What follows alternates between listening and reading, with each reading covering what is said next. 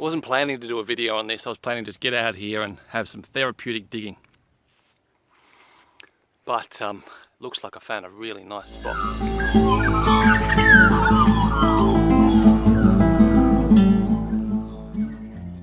It's not too hot, but oh my lord, far out is it humid. Now to give you the lay of the land, down that way, around the corner and around down some, we got some really nice pieces, biggest pieces I've found from this creek so far. Now upstream a ways, about 100 meters up there, I've done a sample and I got nanodots, like some tiny little, well not nanodots, but some tiny little specks, which wasn't very exciting.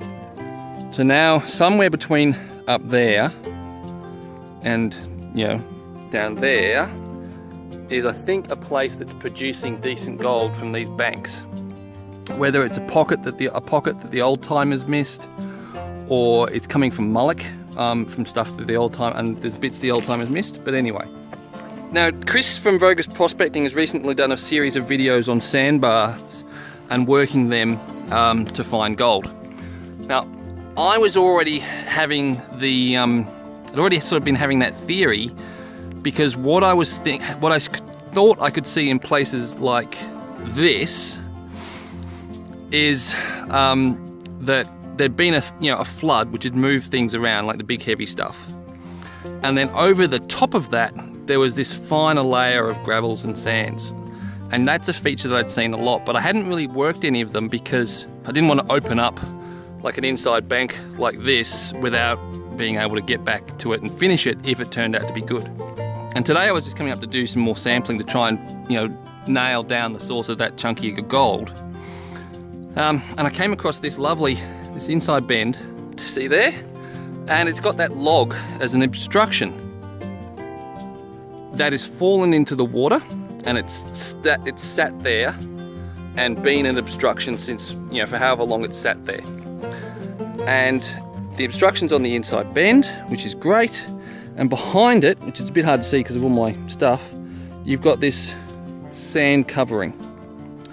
Now I was digging it, didn't take me too long to shift that, and I started finding all this gravel. So in the last video I did on the bar classifiers and that fan cowling classifier in particular, there was a bit of skepticism in the comments. So I just wanted to interweave this footage of me using the classifier to alleviate some of people's concerns. But as you can see, it processes the material so quickly. One of the concerns was that flat shale and slate material would get through the gaps in the bars. There's a lot of that flat material is not going through at all. And the whole purpose of this is to clean up the sample or clean up the ore that you're processing as quickly as possible. Once I've done that, I have a quick look through it, and if I find any coagulated bits of sand or gravel or clay, I'll then scrape them or force them through the bars. And also I'll check the various bits of rock that are in there to see that there's nothing stuck to them. And if there is, I'll give them a bit of a scrape on the bars, clean them up, and then toss it out. I then shift to my half-inch bucket classifier. Made this following the instructions in Dan Hurd's video. You can go check out his channel. Really good source of information and all sorts of stuff, and he seems like a really genuine guy. A half-inch wire mesh would be more efficient, but I didn't have a half-inch wire mesh when I went and made this classifier. What I'd like is another bar classifier. A 1/4-inch bar classifier would be perfect, and then I'd go to the 1/8 of an inch screen. I don't bother keeping any of the rocks that don't go through the fan cowling or the half-inch perforated mesh screen, but I do keep the ones that don't make it through the 1/8 of an inch screen.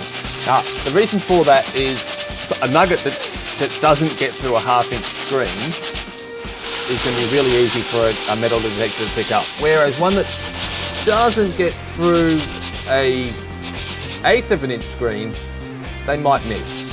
So what I do is I'm putting all the gravel that doesn't make through the 3.1 mil screen, throwing it in my turbo pan, and I dry pan that out and then dump it back in with the sample.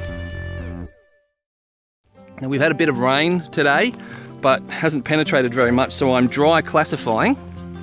I've taken 3 samples. I've taken a sample from the very top stuff, which was very loose, and basically I cleared away the wet sand and then took a layer of dry sand from on top, classified it, and then I've taken the next layer down, which had more of the big rocks to it, and then I've got to what I think it's Adventure Gold calls it, is the mallow. This orangey stuff down the bottom. Now, in previous experience in working this creek, you don't get as much gold in this loose, friable stuff, but it's really, really easy digging. You get more gold in this hard stuff, but it's a dog to dig and process because it's just so clumped together. But anyway, I have been good and I've grabbed a sample from down there. I'm not sure that I've got to the bottom of that mallow layer, so I'm going to dig a bit more before I go off. But I'm going to take these and sample them, and if I get some decent gold out of them, I might come back and I'll continue working on this bar. Although the reason I've been putting off working these bigger deposits is because there's no water. So the dirt's either got to be carried out or the water's got to be carried in. And I was planning to come back in winter and really have a crack at this, because then hopefully there'd be at least a trickle of water coming down this creek. There's no way you could call this an area a pristine environment, because it's taken absolute shellacking in the 1850s and then the 30s and ever since, really. And because it's so close to the town, there is a bit of rubbish that creeps in. But gosh, some people make me mad. And it's just, like, I know getting rid of furniture at the tip is expensive, but you know, why? Like, why bring it all the way out here? And then even worse, why throw it in the bloody dam? It's just wrong. Anyway, I'm going to pan out these samples, try and ignore that couch, and see what we got in them. So I didn't bother taking a picture of the first sample, because when I panned it out, there wasn't any heavies in it. Like, there was barely any ironstone at all. This is looking a bit better. Now, some of those things look interesting on the screen, but they're actually that's just the reflection of the water. There's just a couple of nano dots there, and that's it. Well, after that disappointment in the first 2 samples, I've now just seen a shotgun pellet. See, there it is, just poking through. So I'm going to try and do this one-handed. Ooh.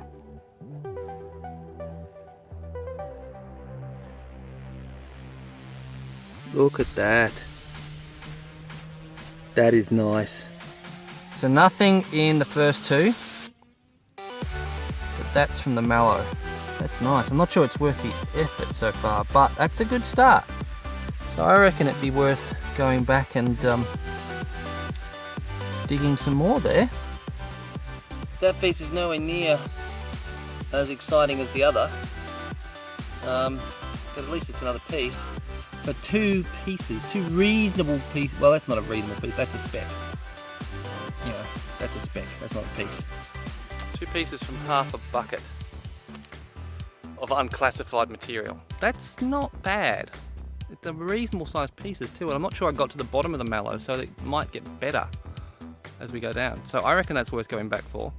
And the thought that occurred to me as I was digging those holes is that the logs really only become an obstruction after that inside bend gravel bar is built up to the level of the log, and then it's become an obstruction. So it's what's been thrown over the log since the gravel bar built up. Since essentially I'm digging an inside bend, not obstruction, I really need to sample perpendicular to the current to try and find the pay streak. But the thought that occurred was, do you get different pay streaks in different layers?